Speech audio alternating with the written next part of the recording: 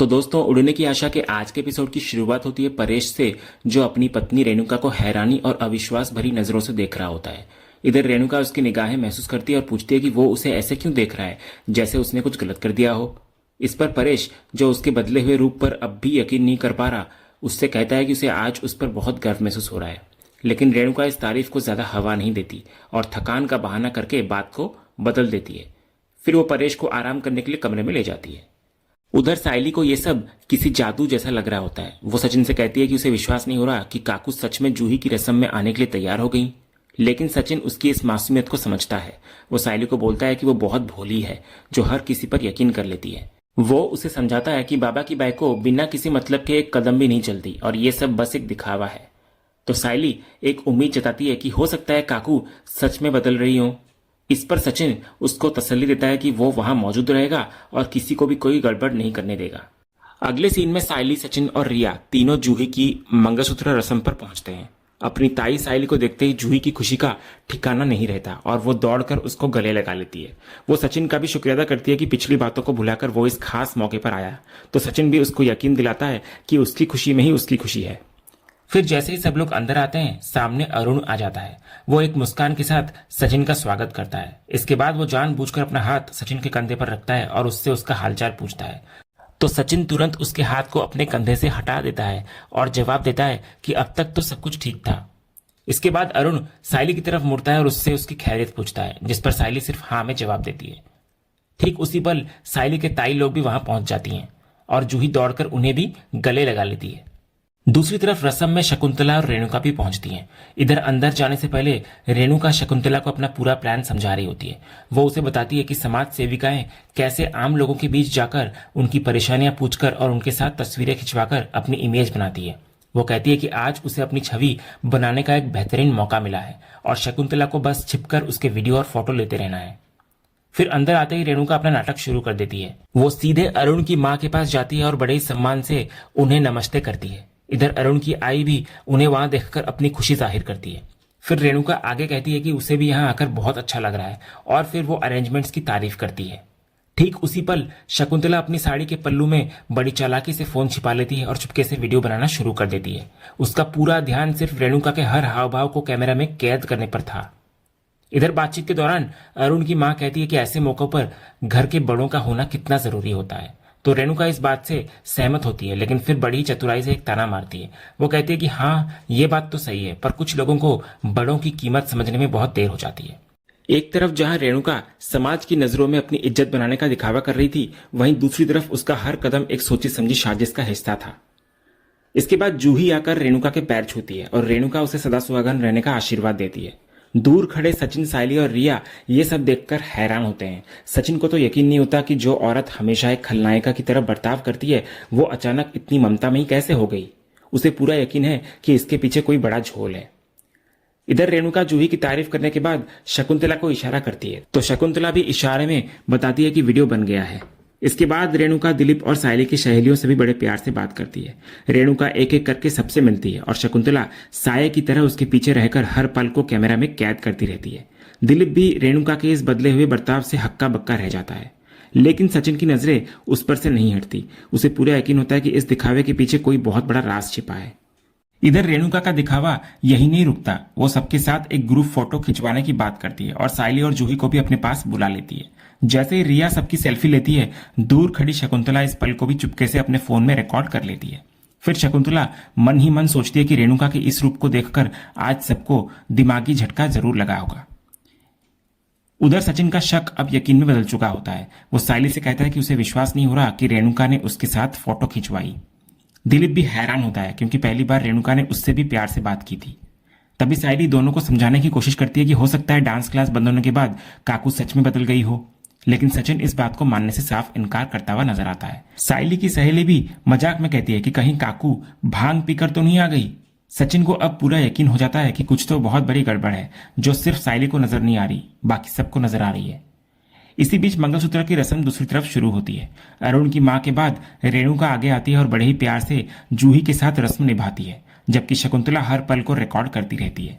वो अरुण और जूही की जोड़ी की तारीफ करती है और उनको आशीर्वाद देती है। ये देखकर सचिन और दिलीप पूरी तरह से हैरान होते हुए नजर आते हैं। इसके बाद रेणुका बड़े प्यार से सायली को भी रस्म करने के लिए बुलाती है। सचिन सायली को सावधान रहने की चेतावनी देता है। फिर सायली इधर रस्म पूरी करती है और रेणुका एक बार फिर जूही को माथे पर चूमकर अपना दुलार दिखाती है। सायली ये सब देखकर बहुत खुश होती है, लेकिन सचिन का दिमाग घूम जाता है। वो फैसला कर लेता है कि वो इस राज का पता लगाकर ही रहेगा। इसके बाद रेणुका आगे बढ़कर रस्म की पूरी बागडोर अपने हाथ में ले लेती है। वो जूही और अरुण दोनों को एक साथ खड़े होने के लिए कहती है। उसका अंदाज किसी घर के बड़े जैसा था जो पूरी जिम्मेदारी के साथ एक महत्वपूर्ण रस्म को संपन्न करवा रहा हो। फिर वो जूही को मंगलसूत्र की रस्म का एक एक कदम समझाती है। उसके निर्देशों के अनुसार जूही मंगलसूत्र निकालकर अरुण को देती है। इधर अरुण भी उस मंगलसूत्र के साथ कुछ पारंपरिक क्रियाएं करता है और फिर बड़े ही ध्यान से उसे जूही के गले में पहनाता हुआ नजर आता है। जैसे ही मंगलसूत्र जूही के गले में बनता है, वहां मौजूद सभी लोग उन पर फूलों की बारिश करने लगते हैं। रस्म के बाद रेणुका की खुशी का ठिकाना नहीं होता। वो अरुण और जूही की जोड़ी की तारीफ करती है और फिर शकुंतला को इशारा करती है कि वो वीडियो बना रही है या नहीं। इसके बाद वो एक यादगार तस्वीर खिंचवाने के लिए कहती है और सायली को भी जबरदस्ती फोटो में शामिल कर लेती है।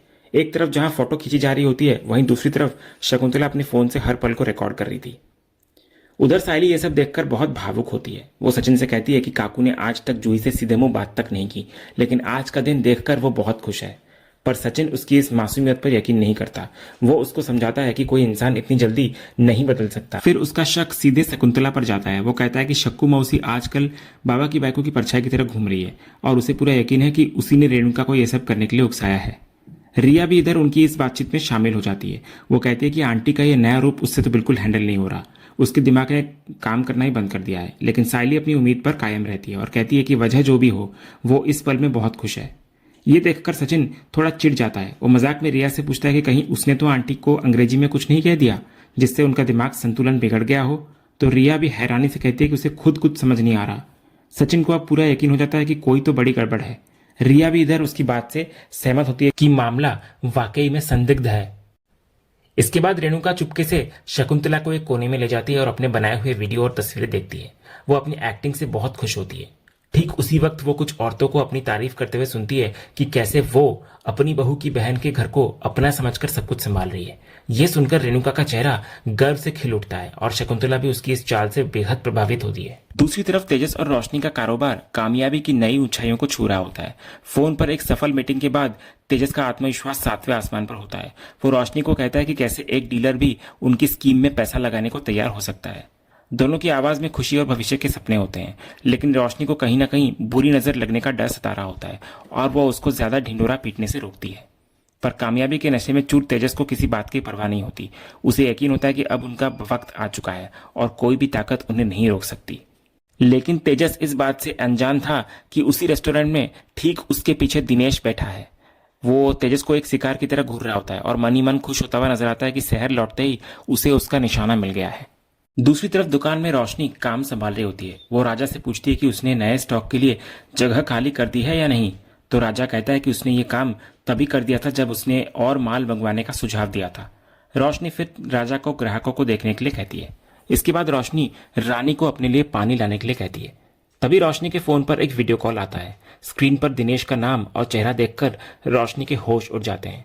फोन के दूसरी तरफ दिनेश रोशनी को देखकर कहता है कि ऐसा लगता है जैसे उसे देखकर रोशनी को बहुत खुशी हुई है।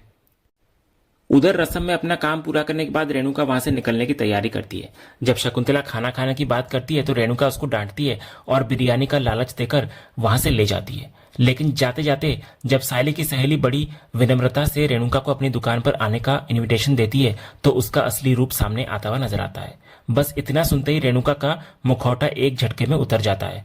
वो उस लड़की को उसकी हैसियत याद दिलाते हुए उसे और उसकी फूलों की दुकान को नीची नजरों से देखती है और बुरी तरह जलील करके वहां से निकल जाती है। तभी दूर खड़ी रिया, जो पहले से ही शक कर रही थी, ये सब देख लेती है और कहती है और वो वापस आ गई।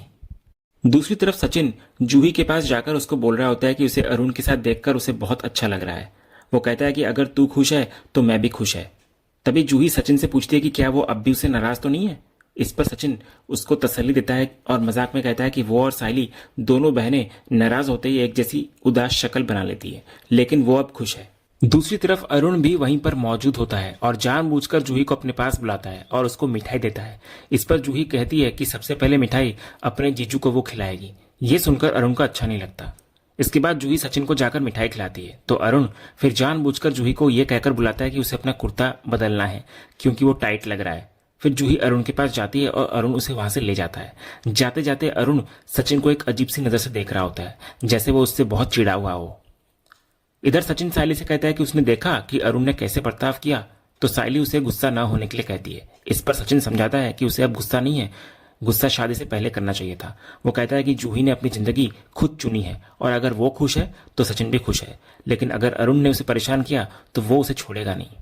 इसके बाद सचिन सायली को कहता है कि उसे सवारी उठाने जाना है और वो यहाँ का सब कुछ संभाल ले। इतना बोलकर सचिन वहां से निकल जाता है। दूसरी तरफ सचिन अपनी सवारी एक जगह छोड़कर निकलने ही वाला होता है कि उसकी नजर एक बुजुर्ग आदमी पर पड़ती है जो सड़क पार नहीं कर पा रहा होता।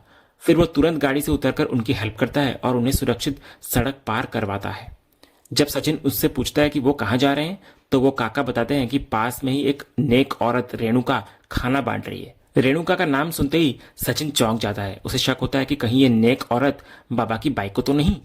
अपने शक को दूर करने के लिए वो तुरंत उस जगह की ओर बढ़ जाता है जहां रेणुका अपना समाज सेवा का नाटक कर रही थी। और जब सचिन उस जगह पर पहुंचता है तो रेणुका को वहां देखकर चौंक जाता है। वो देखता है कि रेणुका बड़े ही प्यार और अपनेपन से गरीब और जरूरतमंद लोगों को खाना परोस रही होती है। वो सबसे पूछ रही होती है कि पेट भरकर खाएं और कुछ चाहिए हो तो बताएं। सचिन ये सब देखकर और भी ज्यादा उलझ जाता है कि आखिर वो ऐसा क्यों कर रही है। तभी इतने में वहां बैठा एक आदमी रेणुका को दिल से दुआएं देता है कि भगवान उसे और उसके बच्चों को हमेशा खुश रखे। तो रेणुका जवाब में बड़े ही विनम्र भाव से कहती है कि हमारे बड़े हमेशा मिल बांटकर खाना सिखाते हैं और जरूरतमंदों की हेल्प करने से बड़ा कोई पुण्य नहीं है। इसके बाद सचिन चुपचाप जाकर उन्हीं लोगों के बीच बैठ जाता है। वहीं पर वो बुजुर्ग काका भी बैठे होते हैं जिनकी सचिन ने सड़क पार करने में हेल्प की थी। वो एक बार फिर सचिन से कहते हैं कि यही है वो नेक औरत रेणुका जी और भगवान उनके परिवार को हमेशा सुखी रखे। तभी रेणुका एक एक करके सबको खाना परोसते हुए आगे बढ़ती है। जैसे ही उसकी नजर सचिन पर पड़ती है उसके हाथ वहीं रुक जाते हैं। उसके चेहरे का रंग एक पल में उड़ जाता है और वो बस हैरान बेजान सी खड़ी रह जाती है। इधर सचिन उसको घूरता है और एक चुभने वाली मुस्कान के साथ कहता है कि उसे नहीं पता कि वो ये सब क्यों कर रही है, लेकिन जो भी कर रही है वो बहुत अच्छा है। फिर वो कहता है कि उसे भी बहुत भूख लगी है तो वो उसे भी खाना परोस दे। वो उसको याद दिलाता है कि न जाने कितना वक्त हो गया है उसके हाथों से परोसा हुआ खाना खाए हुए। तो रेणुका के पास इसका कोई जवाब नहीं होता। वो बस खामोश अपनी जगह पर जम सी गई होती है। और इसी सीन के साथ ही आज का एपिसोड यहीं खत्म होता है। तो दोस्तों, आपको आज का ये एपिसोड और इसका अपडेट कैसा लगा, अपनी राय हमें कमेंट करके जरूर बताएं। अगर आपको आज का ये वीडियो पसंद आया हो तो वीडियो को लाइक और शेयर जरूर करें और उड़ने की आशा के आने वाले रोमांचक ट्विस्ट एंड टर्न्स जानने के लिए हमारे इस चैनल को सब्सक्राइब करना ना भूलें। मिलते हैं अगले वीडियो में, तब तक के लिए धन्यवाद।